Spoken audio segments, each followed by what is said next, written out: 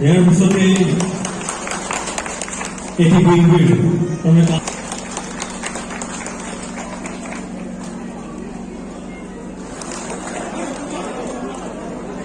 ইয়াৰ পিছতে আপন বিগুৰ প্ৰশিক্ষক আপন বিগুৰ বৃত্তি বিকাশ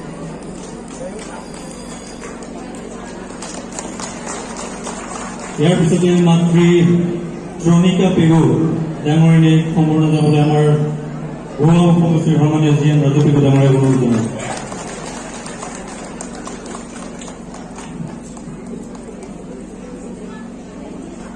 আমাৰ মাজত উপস্থিত অনুষ্ঠানসমূহৰ আমি মঞ্চলৈ আমন্ত্ৰণ জনাওঁ।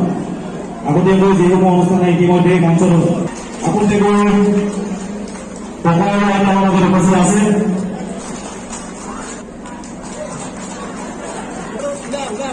আমাৰ উপস্থিত আছে তেখেতসকলক সম্পাদনা জ্ঞাপন কৰিব পৰা অনুৰোধ আছে। আপুনি বলে স্যার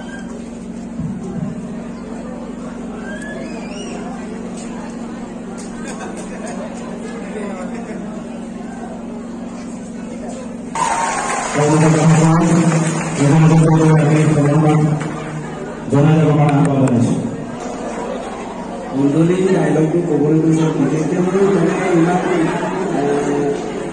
কিবা মনত নাই, কাৰণ তাত মই অলপ মানে ৰিহাৰ্চল কৰি গৈছিলোঁ, সেইকাৰণে মোৰ মনত নাই। মই এটা চায়েৰী কৈছিলোঁ তাত, এই চায়েৰীটোকে ক'ম বুলি ভাবিছিলোঁ। যেনে মই মানুহজনী ভাল পোৱা সময়ত মোৰ মানুহজনীয়ে যেতিয়া উত্তৰ ঘূৰাই নিদিয়া নাছিলে, এই অৱস্থাত মই মানে তেওঁলোকে কি বুলি চায়েৰী এটা লিখিছিলে, এই চায়েৰীটোকে আপোনালোকৰ ওচৰত অৱগত।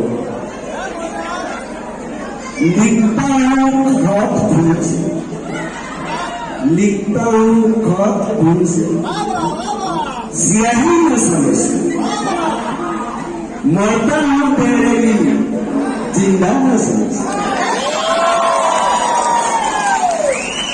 আৰু এটা আছে ফুলে গোলাপ का सुगम दीजिए, पत्र ही गरीब का जवाब दीजिए।